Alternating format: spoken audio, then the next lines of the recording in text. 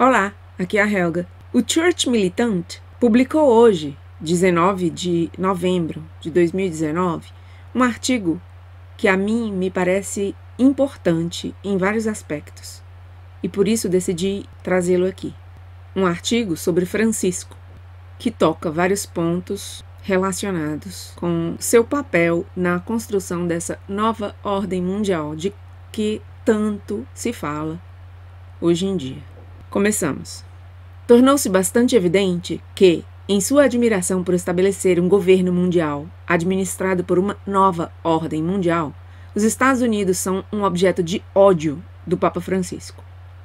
Já havia um mau pressentimento, há pelo menos 2 anos, quando outro artigo de Eugênio Scalfari revelou que o pontífice tem tão pouca consideração pelos Estados Unidos que ele realmente acha que os Estados Unidos devem desistir de sua soberania nacional e submeter-se a uma nova ordem mundial. Talvez os democratas, a esquerda americana, possam nomear o Papa Francisco como candidato a presidente do seu partido. Ele pode assumir poderes presidenciais e depois dissolver os Estados Unidos. Afinal, parece que ele tem experiência em fazer o mesmo com a Igreja. O velho jornalista italiano, ateu, disse que em 2017 o Papa Francisco ligou para ele logo após a cúpula do G20 e pediu vê-lo às 4 da tarde. Segundo Scalfari, Francisco ficou agitado com os Estados Unidos e outras nações que têm tanto poder no mundo. O Papa Francisco disse ao jornal italiano La Repubblica que os Estados Unidos da América têm uma visão distorcida do mundo e que os americanos devem ser governados por um governo mundial o mais rápido possível para seu próprio bem. Agora, essa é uma afirmação incrível de ser feita, e conforme o artigo continuava, o desrespeito à ideia de soberania nacional aumentava. As nações europeias também sofreram o descontentamento papal. Disse Francisco, abre aspas, eu também pensei muitas vezes nesse problema e cheguei à conclusão de que, não apenas, mas também por esse motivo, a Europa deve adotar o mais rapidamente possível uma estrutura federal. Fecha aspas. Sem dúvida, esse Papa tem uma aversão extrema a qualquer coisa que tenha que ver com nacionalismo, ou seja, soberania nacional. Como os Estados Unidos parecem liderar o mundo na área do orgulho nacional, os Estados Unidos nunca passam despercebidos nas condenações papais da soberania nacional. Em algum lugar, de alguma forma, ele tem em mente que a ideia das nações individuais é ruim, porque isso se traduz em imigrantes sendo maltratados e entre nações ricas, as nações do primeiro mundo, onde a pobreza aumenta e tira-se proveito dos pobres. É isso que ele pensa e, portanto, a solução para ele é a introdução de um governo mundial, governado por uma única nova ordem mundial, para que todos os imigrantes possam tirar uma parte justa da vida. Na semana passada foram divulgados os relatórios de que o Papa Francisco acha que o orgulho nacional promovido por conservadores políticos é o começo do nazismo reaparecendo. Ele disse a um grupo internacional de especialistas em direito penal, abre aspas, e devo confessar a vocês que, quando ouço um discurso de alguém responsável pela ordem ou por um governo, penso nos discursos do Hitler em 1934 e 1936. E acrescentou, são comportamentos inadmissíveis no Estado de Direito e geralmente acompanham preconceitos racistas e desprezo por grupos socialmente marginalizados. Não é por acaso que nesses tempos reaparecem emblemas e ações típicas do nazismo, que com suas perseguições contra judeus, ciganos e pessoas de orientação homossexual, representam o modelo negativo por excelência de uma cultura de desperdício e de ódio. Fecha aspas. O Papa Francisco bebeu o quissuco da esquerda. Portanto, aí está, perfeitamente enquadrado por esse pontificado. Imigrantes e homossexuais precisam ser classes protegidas e nações soberanas devem ceder lugar àqueles que não respeitam as fronteiras e aos que rejeitam a lei natural. E as nações, agora beirando abraçar o nazismo, devem renunciar à sua independência porque é a vontade de Deus. Para seu próprio bem, as nações do mundo, especialmente as poderosas, devem deixar de existir, render-se e abolir suas fronteiras para seu próprio bem. Quando os americanos gritam América em eventos esportivos ou comícios políticos para republicanos, na cabeça do Papa Francisco isso aparentemente significa Sieg Heil. Aqui uma referência à frase em alemão que pode ser traduzida como Salve a Vitória, que na Alemanha do Terceiro Reich era frequentemente usada em reuniões políticas. Isso é perigoso, coisa perigosa, para que o ocupante do trono de Pedro esteja demonizando externamente as nações, especialmente a nação líder que derrotou os nazistas, e demonizando também os próprios nazistas, é porque uma linha foi cruzada da qual não há volta. Para dar meia volta e sublinhar uma parte do que torna uma pessoa nazista nos dias de hoje, é não seguir a agenda homossexual e resistir ao mal. Isso está além dos limites, deve ser desafiado. O Papa Francisco mudou-se para um território que nenhum Papa jamais transgrediu. Ele está transferindo a missão da Igreja da Salvação de Almas para a fundação de um governo mundial.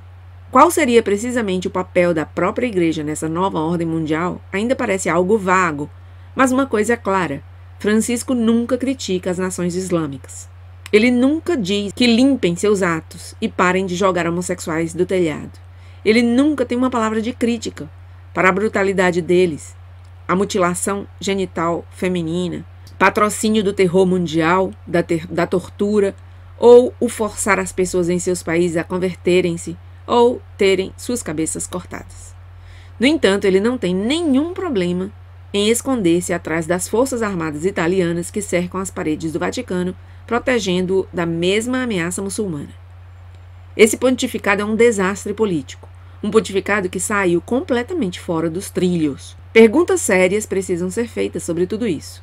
Homens homossexuais, muitos dos quais são agressores ou encobridores de abusos colocados em postos poderosos. Roubo de centenas de milhões de euros. Constantes mentiras e negações de repetidos relatos da imprensa. E múltiplas nomeações de inimigos de Cristo para posições de alta visibilidade dentro da igreja.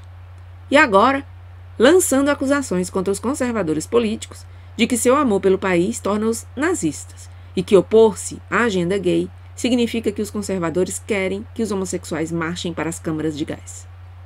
Isso é ultrajante. Francisco odeia os Estados Unidos, porque os Estados Unidos representam tudo aquilo a que sua visão política distorcida se opõe. Essa visão marxista, aumentada, vem se formando na igreja há décadas, e longe de ser tendência, agora é praticamente o status quo.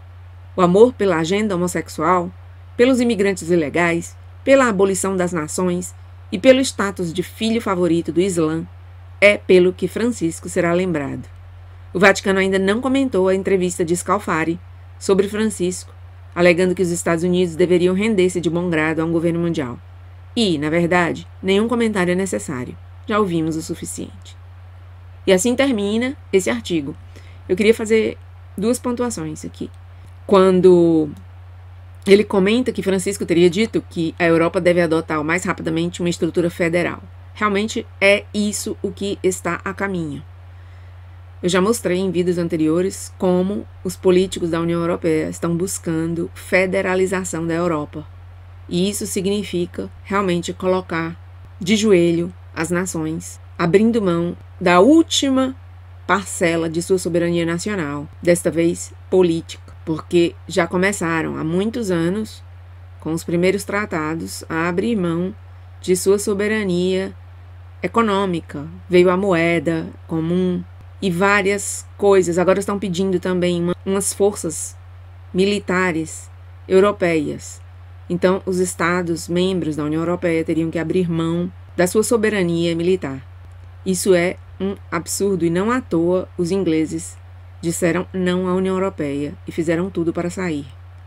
Não é descabelado pensar que outras nações comecem a buscar essa saída também. É interessante notar que um dissidente da União Soviética chamado Vladimir Bukovsky manifestou-se na época da campanha pelo Brexit, ainda antes, na verdade, muitos anos antes.